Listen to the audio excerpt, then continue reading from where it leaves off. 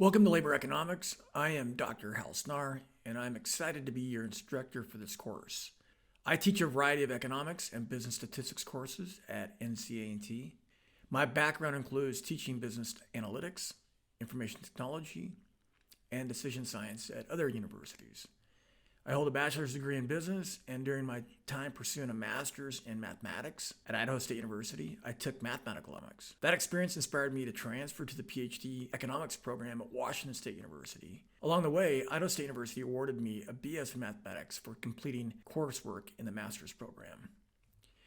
I am passionate about coding, building data sets using math to model economic behavior, analyzing policy, and sharing my insights weekly on Chicago's Stocks and Jocks podcast. My love of economics extends to studying its rich history, from Ibn Khaldun's Muqaddimah, which was published in 1377, to the works of early modern French economists like Jean-Baptiste Say, Richard Cantillon, and Anne Robert Jacques Turgot, to Murray Rothbard, whose writings are being published after his passing in 1995.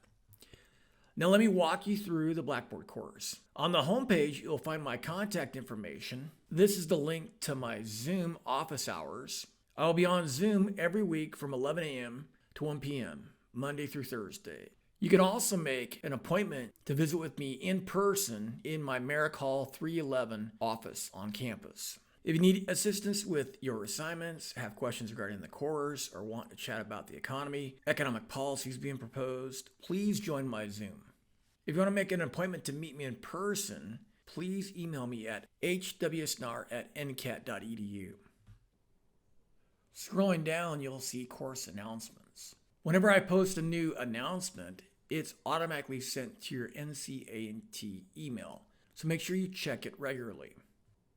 Next, let's look at the assignments page. This is the most important section of the course. Assignments are organized into chapter folders. Notice that deadlines are clearly posted. Let's open chapter 2 as an example. Inside each folder, you'll find a set of assignments that you'll want to do in the order in which they are presented from top to bottom. Clicking Study 2 will take you to Connect's SmartBook Chapter 2 assignment. You can read the textbook by clicking Start Reading, or you can start doing the questions, and then once you are in doing the questions, there'll be a link over on the left side where you can actually read about what the question is talking about. So this is a hybrid assignment, reading and pre-quizzing. Now there is no late penalty for the SmartBook assignments that I call studies. However, in order to do the quiz, in this case quiz 2, you need to score at least a 70% on this. Otherwise, you can't take quiz 2. Clicking lesson 2 opens an online lesson that you will need to complete and submit it by the end of the due date. If you miss the deadline for any reason, you can extend it by clicking Start. But be aware that a 20% late penalty will be applied to your score. This policy is designed to encourage you to work ahead and stay on track, so you can avoid penalties caused by unexpected situations during the semester.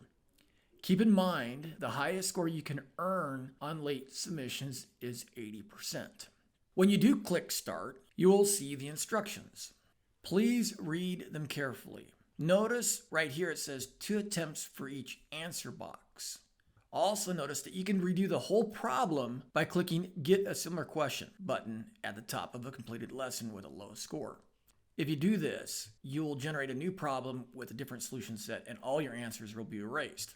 Click the arrow here to go to the first question. Notice that there's a video at the top of the lesson. What you want to do is you want to open this up and broadcast it from a second monitor. Or if you have your laptop hooked up to a HD TV via HDMI cord, you can broadcast this on a TV. If you don't have that capability and you have a tablet, you can watch this video from your tablet and then do your work on your laptop with the problem on the left side of the screen and Desmos or Excel on the right side of the screen.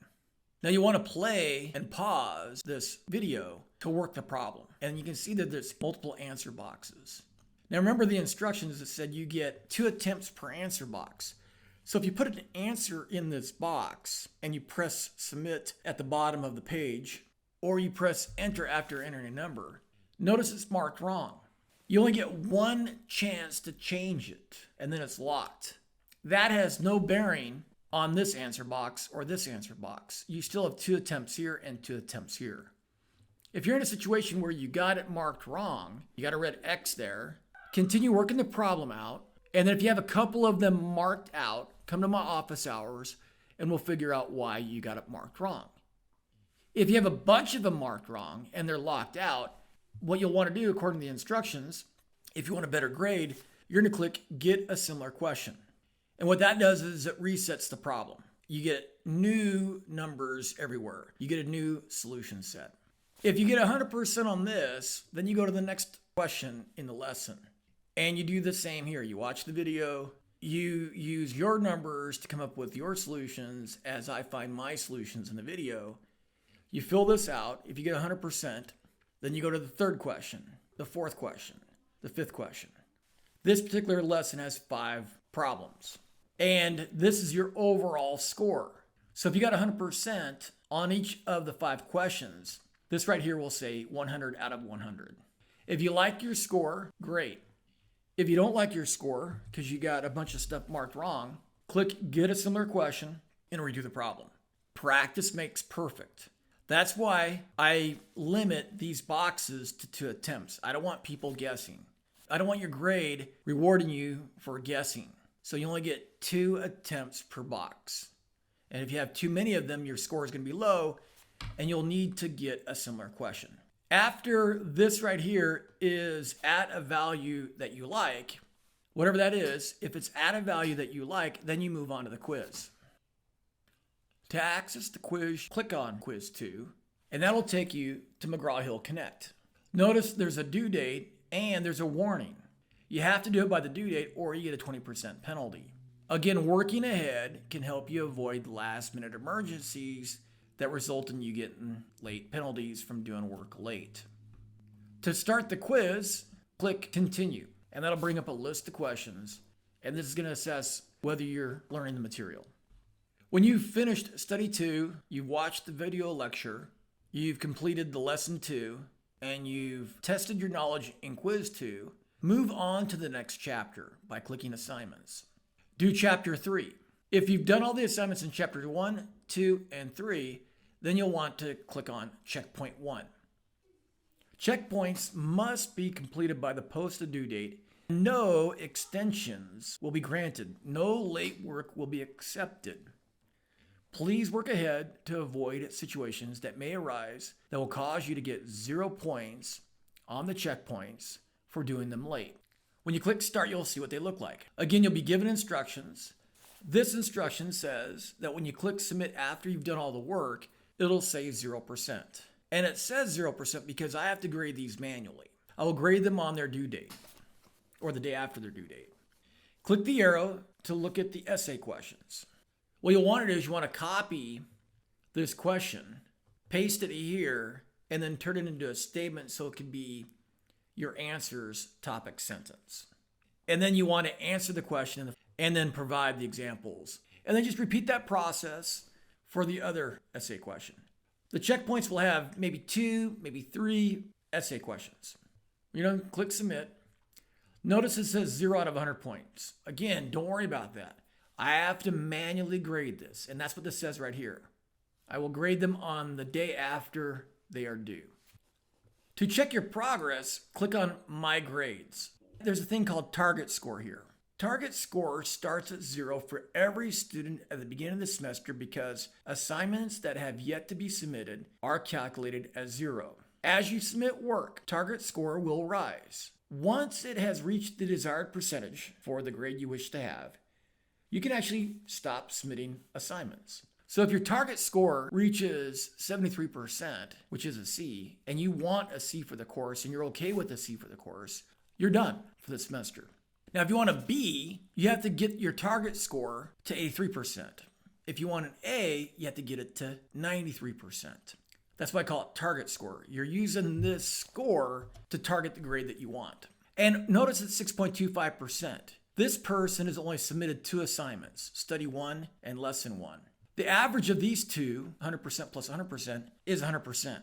Target score is not going to equal the average of these two.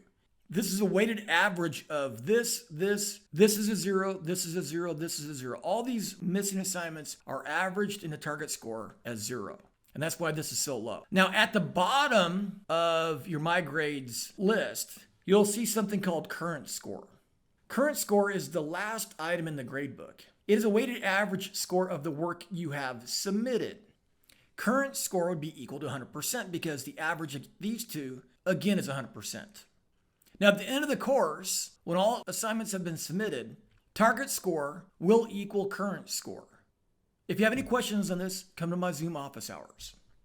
Remember, if you submit all your work late, the highest score you can achieve is around 80%. So stay on top of the deadlines.